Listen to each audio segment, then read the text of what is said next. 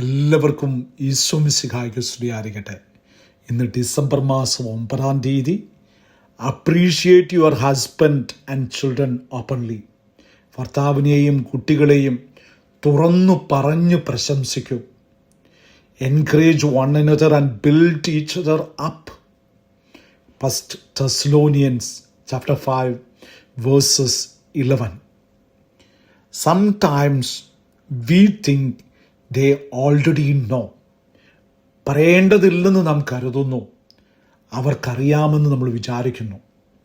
But appreciations strengthens the family. ഒരുപക്ഷെ ഒരു പ്രശംസ കുടുംബത്തെ ശക്തമാക്കും. Husbands try their best but rarely hear a good word. ഭർത്താക്കന്മാർ ചെയ്യുന്നതെല്ലാം പലപ്പോഴും ആരും കുറിച്ചു വയ്ക്കാറില്ല, പറയാറില്ല. Children do small things. കുട്ടികൾ ചെയ്യുന്ന ചെറിയ സഹായങ്ങളും one thank you make them shine. ഒരു താങ്ക് യു അവരെ പ്രകാശിപ്പിക്കും. Good words don't cost anything. നല്ല വാക്കുകൾക്ക് ചെലവൊന്നുമില്ലല്ലോ. But they bring love back in to the home.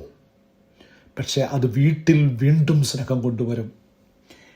Appreciation builds confidence. പ്രശംസ ആത്മവിശ്വാസം വളർത്തും. Good words strengthen relationship.